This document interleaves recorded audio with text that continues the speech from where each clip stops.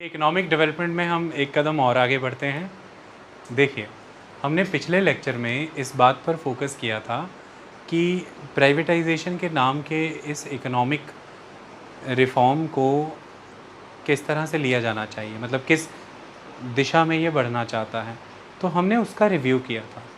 आज हम उसका अप्रेज़ल करेंगे। आज हम बताएंगे कि जो भी ऑब्जेक्टिव्स थे, जिन जिन चीज़ों में परिवर्तन लाना था, क्या हम वो करने में सफल हुए। विद डाटा बुक आपके सामने बहुत खूबसूरत एनालिसिस रखती है। हर साल सिविल सर्विसेज के एग्ज़ाम में, इंटरव्यूज़ में, या इसको छोड़ भी दें तो एक पॉलिसी मेकर के फॉर्म में ग्लोबली हर जगह आप जिन भी प्लेटफॉर्म्स पे जाएंगे, इन्हीं एजेंडाज़ पर डिस्कशन है। क्योंकि जो भी इकोनॉमीज़, जो भी कंट्रीज़ सेकेंड वर्ल्ड वॉर के एंड होने के बाद लिबरेट हुई, इंडिपेंडेंट हुई और आज वो ग्रोथ की ट्रेजेक्ट्री पर हैं, they are the growing economies, उनमें कुछ समस्याएं कॉमन हैं। सबसे पहला उनका जो सोशल इकोनॉमिक पैटर्न है सोसाइटी का, it is pyramidal in shape. यानी कि टॉप पे कुछ ही लोग हैं, लेकिन उस कंट्री की, यानी कि उस सोसाइटी की मेजर इकोनॉमिक वेल्थ और पॉलिटिकल पावर को वही हार्नेस कर रहे हैं, यूटिलाइज़ कर रहे हैं। उसके बाद टैक्स पेयर्स का बेस बहुत कम है, द मिडिल क्लास, और एक मेजर पॉपुलेशन है जो कंट्रीब्यूट कर रही है as a worker, they are the poor segment. तो सोसाइटी में wealth is concentrated. It is with every country. Go and study the socio economic pattern model of Mexico, go and study the Caribbean nations, go and study the Venezuela, the Colombia, everywhere this is the same aspect. Go and study the African countries, it is the same aspect. So with the passage of time आज ये हुआ है कि जो बड़े स्तर पर globally international trade agreements हो रहे हैं, इनकी वजह से जो लार्ज कॉरपोरेशंस हैं उन जगह पर जाकर के अपने प्रोडक्शन प्रोसेसेस को सेटल कर रही हैं, जहाँ पे उन्हें इजी रॉ मटेरियल एक्सेस होता है, जहाँ उन्हें चीप लेबर मिलती है, और जहाँ से उन्हें किसी भी बाज़ार में चीज़ें भेजने पर पाबंदी नहीं। अब इस वजह से हुआ क्या है, जैसे मैं एक उदाहरण देता हूँ आपको। Mexico and USA border share करते हैं। ऐसे में मैक्सिको, यूएसए और कनाडा के बीच में जब फ्री ट्रेड एग्रीमेंट साइन हुआ, जिसे नाफ्ता कहते हैं, the north America free trade agreement in 1994, उसके बाद ये हुआ कि अब अमेरिकन कंपनीज़ मैक्सिको जाके प्रोड्यूस कर सकती हैं, और मैक्सिको में प्रोड्यूस्ड वो आइटम जब मैक्सिको का यूएसए का बॉर्डर क्रॉस करके यूएसए में एंटर करेंगी तो उन पर इंपोर्ट ड्यूटीज़ नहीं लगेगी, है ना, क्योंकि ड्यूटी फ्री हो गया ना। आपने फ्री ट्रेड एग्रीमेंट किया, उसका पर्पज़ क्या था? उसका पर्पज़ यही था कि जिन जिन चीज़ों में पहले प्राइवेट प्लेयर को आने की अनुमति नहीं थी, वो सेक्टर्स ओपन किए। जिन जिन क्षेत्रों में इंटरनेशनल इन्वेस्टमेंट अलाउ नहीं थी, उन्हें ओपन किया। और आपने टैरिफ फ्री कर दिए बैरियर्स, तो बैरियर्स उड़ा दिया आपने, टैरिफ ख़त्म कर दिया। तो ऐसे में अब आप इमेजिन करिए कि यूएसए में एक एंटरप्रेन्योर है या एक कॉरपोरेट हाउस है, वो वहाँ के बहुत ही strict environmental compliances, labour laws, बहुत महंगी ज़मीनें, इन चीज़ों पर ख़र्चा करने के बजाय अगर उसे जस्ट साउदर्न यूएस स्टेट्स के बगल में ही मैक्सिको में प्रोडक्शन करने का मौका मिल रहा है, जहाँ पर एनवायरमेंटल लॉज बहुत ही नरम हैं, waste disposal laws are very very easy, जहाँ पर लेबर लॉज नर्म हैं और लेबर बहुत सस्ती है, और जहाँ पर ज़मीनें अभी उन्हें जस्ट एक तरह से थ्रो अवे प्राइजेज़ में ही मिलेंगी, तो वो वहाँ जा कर के प्रोडक्शन करेंगे। ये नेचुरल सी बात है। अब तक उन्हें ये प्रोडक्शन करने से वहाँ क्यों रोक रहा था? क्योंकि फ्री ट्रेड एग्रीमेंट्स नहीं थे। और अगर वो वहाँ जा कर के ये प्रोडक्शन करते हैं तो गुड्स और सर्विसेज अमेरिका में एंटर होने के समय फिर महंगी हो जाएंगी, क्योंकि इंपोर्ट ड्यूटी लगेगी। तो फिर सस्ती जगह पे जाके प्रोडक्शन करने का फ़ायदा क्या? लेकिन जैसे ही हमने ये फ्री ट्रेड एग्रीमेंट किया, यानी कि यूएसए, मैक्सिको, कनाडा ने, तो वो कंपनीज़ वहाँ गईं, बड़े बड़े इंडस्ट्रियल कॉम्प्लेक्सेस बने। इससे होने ये लगा कि आने वाले दिनों में अमेरिका में इसके ख़िलाफ़ प्रोटेस्ट हुए। और उन प्रोटेस्ट का रीज़न क्या था? अमेरिकन मिडिल क्लास का कहना ये था कि हमारे देश की कंपनियां जब यहाँ पर मैन्युफैक्चरिंग करती थीं तो हमें वो सारी की सारी जॉब्स मिलती थीं जो कि एक अच्छी हैंडसम सैलरी देती थी हम मिडिल क्लास लोगों को। Due to the labour laws. तो लेबर लॉज होने की वजह से वो ऑफिशियल जॉब्स जो आप उन कंपनीज़ में करते हैं, they are giving good salaries, क्योंकि लेबर लॉज अच्छे हैं, आपको वायलेट नहीं करना उनको। तो ऐसे में इन कंपनीज़ के वहाँ जाने की वजह से इनको तो वहाँ पे चीप लेबर मिल गई, पर अमेरिकन्स तो डिप्राइव हो गए ना उन जॉब से, जो जॉब उन्हें मिल रही थी, जो मिडिल क्लास को वहाँ पर नर्चर कर रहा था। ऐसे में एक स्टडी ने अपना एनालिसिस ये लिया कि अमेरिका में मिडिल क्लास श्रिंक कर रहा है और दो वर्ग अब बन रहे हैं। वो क्यों? क्योंकि अमेरिकन कॉरपोरेट अगर अमेरिका में ही ऑपरेट करता है तो वो अपने प्रॉफिट का बड़ा हिस्सा अमेरिकन लॉज की वजह से अमेरिकन पब्लिक के साथ शेयर करेगा। कैसे? उसे अपने मुनाफे का बड़ा हिस्सा उनके साथ कैसे शेयर करना है? वो जेन्युइन वेजेस देगा, जेन्युइन सैलरीज, वो वेस्ट डिस्पोजल के लिए अच्छे प्रबंध करेगा, लोगों का जीवन बेहतर होगा ना, वो एनवायरमेंटल कंप्लायंसेस बेहतर करेगा, लोगों का जीवन अच्छा होगा। मतलब अगर वो 100 रुपया कमा रहा है तो उसका 40-50 रुपया तो इन चीज़ों में ही खर्च हो जाता था जिसका आम जनमानस के जीवन से संबंध था। तो लोगों का जीवन बेहतर होता है, उसके पास वेल्थ कंसंट्रेट नहीं हो पाती, लेकिन वो वेल्थ डिस्ट्रीब्यूट होती है और एक बड़ा सेक्शन पॉवर्टी से निकल करके मिडिल क्लास में एंटर करता है और एक बड़ा सेक्शन अल्ट्रा रिच होने की बजाय मॉडरेट ही रह जाता है, क्योंकि वो कॉरपोरेट अल्ट्रा रिच नहीं हो पाया ना, उसे अपने वेल्थ का हिस्सा बांटना पड़ा ना। ऐसे में ऐसा माना जाता है कि ये जो ग्लोबल एग्रीमेंट्स हो रहे हैं ये नियो कॉलोनियलिज्म को बढ़ावा दे रहे हैं, क्योंकि पहले के कॉलोनियलिज्म में लैंड एक्वायर किए जाते थे उन कॉलोनियल एम्पायर्स को बेनिफिट देने के लिए, आज चीप लेबर्स एक्वायर की जाती हैं इन कॉरपोरेट्स को बेनिफिट देने के लिए। अब ऐसे में यही कॉरपोरेट यूएस में प्रोड्यूस ना करके जब मैक्सिमम प्रोड्यूस कर रहा है तो वो मुनाफे अपने पास रखा है, वो वहाँ एनवायरनमेंट के लिए खर्चा नहीं कर रहा, लेबर को औने पौने दाम दे रहा है, hire and fire policy use कर रहा है, उनसे पीस वर्क करा रहा है, दिहाड़ी के दम पर प्रोडक्शन कर रहा है, वो पक्की लेबर रख ही नहीं रहा, परमानेंट स्टाफ है ही नहीं, तो उसको किसी तरह के सोशल सिक्योरिटी बेनिफिट्स वो एक्सटेंड ही नहीं कर रहा। इसकी वजह से वो जो 100 रुपया कमा रहा है उसका अधिकतर हिस्सा उसी के पास रह जा रहा है, इसी वेल्थ को वो वापस ले जाता है यूएस। तो इस फ्री ट्रेड एग्रीमेंट कल्चर की वजह से यूएस में एक सेक्शन रिच का भी अल्ट्रा रिच हो रहा है एंड पुअर, वहाँ का जो मिडिल क्लास है वो पुअर की कैटेगरी में खिसक रहा है। तो when middle class will shrink तो दो सेक्शंस इमर्ज होते हैं स्ट्रांगली, एक रिच एंड पुअर। सोसाइटी में कौन रह जाते हैं? The poor and the rich. ऐसा यूएस जैसी कंट्रीज़ भी विटनेस करने लगी हैं। सोचिए, जबकि सेकेंड वर्ल्ड वॉर के बाद 1945 के बाद जो मुल्क आज़ाद हुए और उन्होंने एक इकोनॉमिक ट्रेजेक्ट्री अपनाई जिसमें ये ज़रूरी था कि आप हायर ग्रोथ रेट अचीव करिए, क्योंकि वह ज़रूरी है अगर आप ग्लोबल इकोनॉमी के साथ मिलके चलते हैं। अगर आप उस इकोनॉमी से पीछे छूट गए तो फिर आप बहुत पीछे रह जाएंगे, कभी डेवलप नहीं हो पाएंगे। और अगर इकोनॉमिक ग्रोथ या टाइमली चेंज नहीं आता ग्लोबल इकोनॉमिक पैटर्न के साथ हमारी इकोनॉमी में, तो हमारी कंट्री में पॉलिटिकल स्टेबिलिटी भी नहीं रह पाती, कि लोगों को बुनियादी ढांचा नहीं मिलता, बुनियादी सुविधाएं नहीं मिलती, वो सरकारों को लगातार गिराते रहेंगे।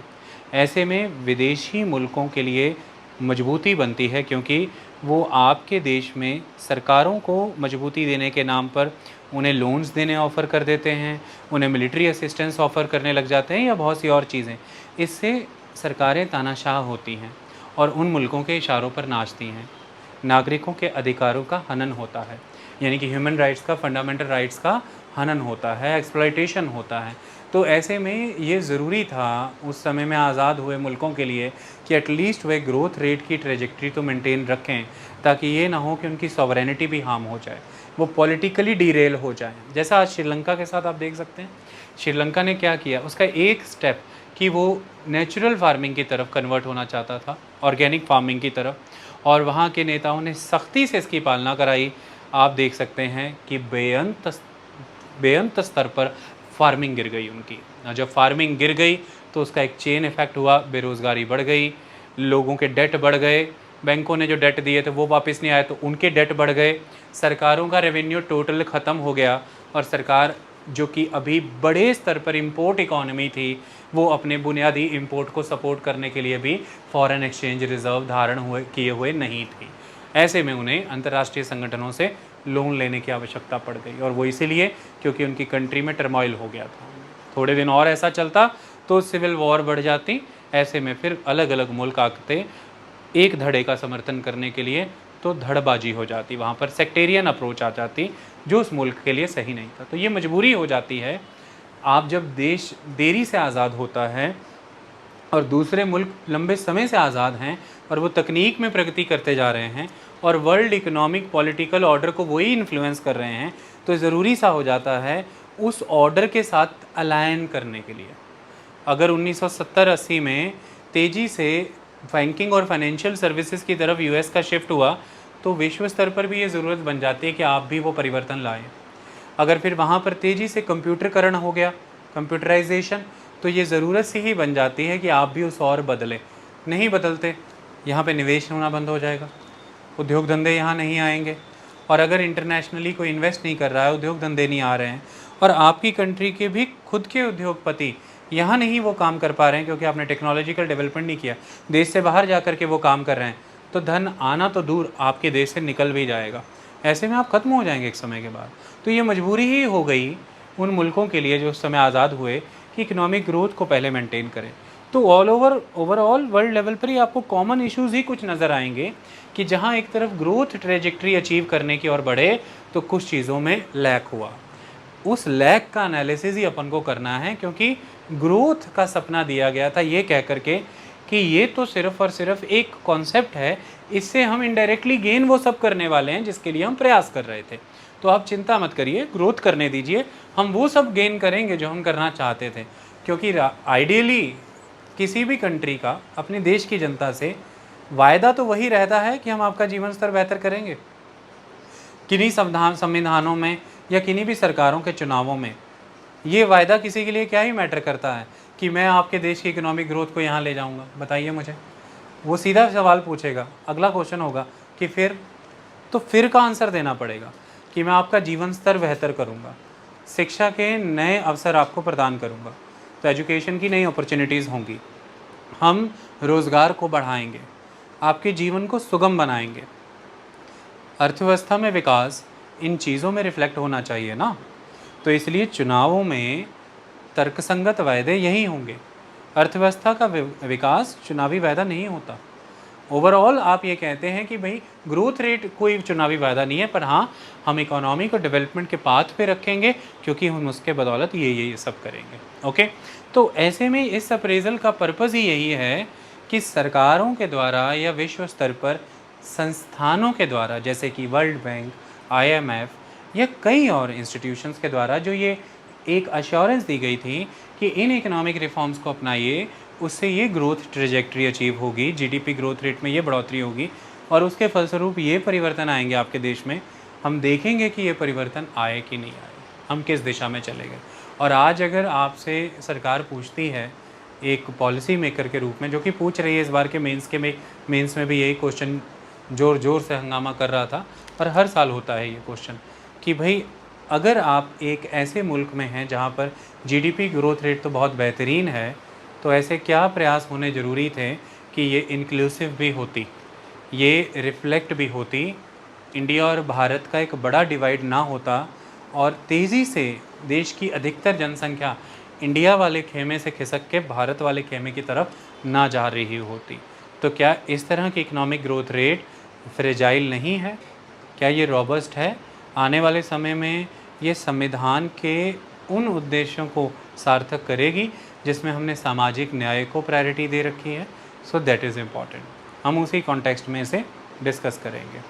तो the subject is economic development, the chapter is privatisation and economic reforms, and the topic is economic reforms in India and appraisal.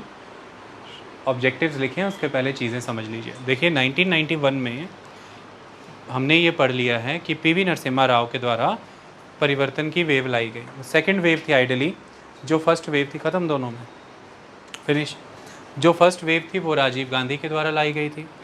Second wave को ही एक बड़ा वेव माना जाता है जिसने देश के अंदर कई ढांचागत परिवर्तन किए, कई स्ट्रक्चरल चेंजेस इंड्यूस किए। अब इस वेव को लेकर के उस समय में नेचुरली UPA आगे आया, यानी कि कांग्रेस आगे आई, लेकिन BJP ने भी ये ज़रूर माना कि देश में अर्थव्यवस्था के तहत अब कुछ आर्थिक बदलाव लाने पड़ेंगे, हमें आर्थिक सुधार करने पड़ेंगे। तो दो बड़ी पार्टी देश की उस समय में एक स्वर में बात कर रही थी। इनके अलावा अगर दूसरी और पार्टियों की बात करें, जैसे कि राष्ट्रीय जनता दल थी, या फिर आप लेफ़्ट पार्टियों की बात करें, सीपीआई थी, सीपीआईएम थी, यकीनन ही ये वर्कर के अधिकारों के विषय में बात करते हैं, लेकिन इन्होंने भी एक स्तर पर ये माना कि देश में यदि रोज़गार को बढ़ाना है, लोगों की परिस्थिति को सुधारना है, तो आर्थिक सुधार लाने पड़ेंगे। कुछ क्षेत्रीय पार्टियां थी, जैसे दक्षिण में डीएमके है, एआईडीएमके है, या कोई और पार्टियां, ये पहले से ही अंतर्राष्ट्रीय स्तर पर देशों के साथ मिलकर के, कंपनियों के साथ मिलकर के ये प्रयास कर रही थी कि इनके क्षेत्रों में निवेश बढ़े, इन्वेस्टमेंट बढ़े, ताकि वहाँ पर रोज़गार का सृजन हो सके, प्रगति हो सके। तो बाय एंड लार्ज 1991 का वो समय था कि पार्टी चाहे कोई भी पार्टी लाइन फॉलो करती हो, लेकिन ओवरऑल एक कंसेंसस अचीव हुआ कि देश में अब आर्थिक सुधार आने ज़रूरी है। तो उस माहौल में ये सुधार आ पाए। देखिए, एक बात याद रखिएगा, आप कितने भी बड़े नेता हों और आपके साथ कितने भी अच्छे वित्त विशेषज्ञ हों, यानी कि फाइनेंशियल एक्सपर्ट्स हों, लेकिन जब तक देश के स्तर पर एक व्यापक सहमति नहीं बनती, एक जनरल कंसेंसस एक नहीं बनता, तब तक आप इतने बड़े परिवर्तन नहीं ला सकते, उनका विरोध होगा। और भारत उस समय में ऐसे दौर में था कि किसी भी तरह का विरोध ज़मीन पर भारत के लिए राजनीतिक संकट पैदा कर सकता था, क्योंकि भारत उस समय की इंटरनेशनल टर्बुलेंसेस से अछूता नहीं था। यूएसएसआर अभी ताज़ा ही डिसइंटीग्रेट हुआ था, और ऐसे में एक नई कवायद शुरू हो सकती थी, जिसमें हो सकता है कि यूएस अपनी मोनोपोली को इस्टेब्लिश करने की कोशिश करे दुनिया के सामने, और भारत जैसा मुल्क जिसने नॉन अलाइनमेंट फॉलो की है, उसमें यदि आंतरिक तौर पे इंटरनली किन्हीं तरह की कोई सिविल क्राइसिस होते, तो वो पॉलिटिकल टोल लेकर के जाते। बड़े बड़े मुल्क इस बात की वेट में थे कि भारत यहाँ पर किस तरह से कमज़ोर हो। ओके, तो इसलिए एक सहमति बनी हुई थी। उस सहमति के तहत ही ये रिफ़ॉर्म आए। और रिफ़ॉर्म का मेन ऑब्जेक्टिव क्या होगा? सबसे पहली चीज़, हमें जीडीपी ग्रोथ रेट अचीव करना है, यही फर्स्ट एस्पेक्ट होगा। तो अब हमारा फोकस शिफ्ट हुआ है। हम आज़ादी के बाद से अब तक की जो इकोनॉमिक पॉलिसी अपनाते रहे, उसमें फोकस था सोशल जस्टिस। हमने इस बात को तवज्जो दी कि कोई भी काम जो किया जाएगा स्टेट लेड इकोनॉमी के तहत प्रायोरिटाइज़ किया जाएगा सोशल जस्टिस को। लेकिन अब हमारी प्रायोरिटी शिफ्ट हुई है, और अब प्रायोरिटाइजेशन है the economic growth rate. So economic growth rate पे प्रायोरिटी लाने का कारण कि अगर हम एक बार इकोनॉमिक ग्रोथ रेट अचीव करेंगे, उसके बेनिफिट्स ट्रिकल डाउन करेंगे, और धीरे धीरे जो हमारे सोशल जस्टिस के एजेंडे हैं वो इस हायर इकोनॉमिक ग्रोथ रेट के द्वारा ही फुलफ़िल कर दिए जाएंगे, ऐसा हमने माना। तो ट्रिकल डाउन थ्योरी का कॉन्सेप्ट यहाँ पर स्वीकारा जा रहा है। ये कहा जा रहा है कि सरकार इंटरफेयर ना करे, लेसेस फेयर के कंसेप्ट को काम करने दिया जाए, मार्केट को अपने अनुरूप काम करने दें, डिमांड एंड सप्लाई के फिनोमेना को एग्जीक्यूट होने दें, let the money play the multiplier effect. इससे जीडीपी ग्रोथ रेट आएगा, बाकी सब अचीव हो जाएगा। So the first agenda was higher growth rate. Okay, पर ऐसी कोई भी ग्रोथ रेट इरेशनल है अगर उस ग्रोथ रेट का पर्पस एम्प्लॉयमेंट जनरेट करना नहीं है। तो ये माना गया कि हम ज़्यादा से ज़्यादा एम्प्लॉयमेंट जनरेट करेंगे। सो कन्वर्ट करना था उस ग्रोथ रेट को एम्प्लॉयमेंट में, ताकि हम फुल एम्प्लॉयमेंट अचीव कर सकें। फुल एम्प्लॉयमेंट सिंपली वो होती है कि कितने लोग जॉब मांग रहे हैं और आपने उनको दे दी, तो दैट फुल एम्प्लॉयमेंट। तो हम उस तक पहुँचें। फुल एम्प्लॉयमेंट और ग्रोथ रेट दोनों अगर अचीव हो जाते हैं, तो भी हमारे वो रिफॉर्म्स नाकामयाब हैं अगर हम उन रिफॉर्म से सोशल जस्टिस, यानी कि हम इक्विटी को प्रमोट करने में अक्षम हैं। हमें इक्विटी प्रमोट करना ज़रूरी था, यानी कि जो वेल्थ है उसे कंसंट्रेट नहीं होने देना, जो पुअर सेक्शन है उसके रिसोर्स बेस को बढ़ाना है, जो रिच सेक्शन है उस सेक्शन को इनेबल करना है कि वो ज़्यादा से ज़्यादा लोगों को पॉवर्टी लाइन से बाहर ला सके एज अ प्राइवेट प्लेयर। तो मुद्दा यहाँ पर यही था कि पिछड़े वर्गों को, पिछड़े क्षेत्रों को आगे लेकर के आना है, और जो प्रोग्रेसिव कम्युनिटीज़ हैं उनके पास धन संचित नहीं होने देना, कंसंट्रेट नहीं होने देना। ओके, तो ये तीसरा पॉइंट। और चौथा नेचुरली वही रहेगा कि देश के अंदर एक सबसे बड़ी बीमारी थी वो शुरू दिन से थी, आज दिन तक है, वो दूर नहीं हो पाई। दैट इज़ द लोप साइडेड डेवलपमेंट, यानी कि रीजनली कंट्री हाईली इम्बैलेंस्ड है डेवलपमेंट के मामले में। तो ये प्रयास था कि अब जो हम रिफॉर्म्स लाएंगे इनके वाया एक बैलेंस्ड डेवलपमेंट इस्टेब्लिश होगी, यानी कि देश के सभी हिस्सों में विकास होना चाहिए, क्योंकि रूरल टू अर्बन माइग्रेशन हमें रोकना था। ये माइग्रेशन है जो रूरल एरियाज़ में एक्चुअल में जो टैलेंट, जो पोटेंशियल हो सकता है, वो वहाँ नहीं रह पाता है। डिमांड भी रिड्यूस हो जाती है, कंज्यूमर सेक्शन वहाँ रिड्यूस होता है, और जो कुछ शहर हमारे विकसित हो गए उनकी बेसिक कम्युनिटीज़ पर अनड्यू प्रेशर क्रिएट होता है। इसकी वजह से लोगों का जीवन स्तर भी गिरता है। जो इंफ्रास्ट्रक्चर अर्बन एरियाज़ में है वो जितना बेटर लिविंग स्टैंडर्ड दे सकता है वो उससे चूक जाता है, पर्यावरण पर भी नुकसान होता है। तो हमें रूरल टू अर्बन माइग्रेशन के ट्रेंड को रोकना ज़रूरी था कि एक रीजनल बैलेंस इस्टेब्लिश करें, हर क्षेत्र में विकास हो और विकास गांव के इलाकों तक पहुँचे। ओके, शहरों से निकले और गांव के इलाकों तक पहुँचे। सिटीज़ को ग्रोथ इंजन माना गया और कोशिश की गई कि यहाँ पे निवेश होगा, जिस निवेश का लाभ निकल करके ग्रामीण इलाकों तक पहुँचेगा।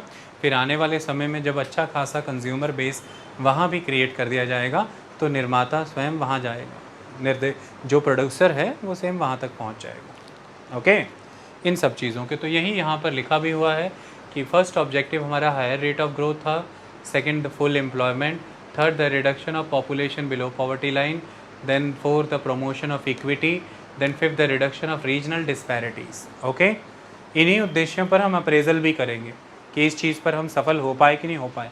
स्टार्टिंग में अप्रेजल होता है GDP growth and poverty reduction. तो हम देखते हैं कि इस मामले में हम किस हद तक सफल हुए। स्टार्ट देखिए, इन्होंने यहाँ पर एक डेट पकड़ी है, दैट इज़ द मिड 1980। आप 1985 ले लीजिए, 1985-86।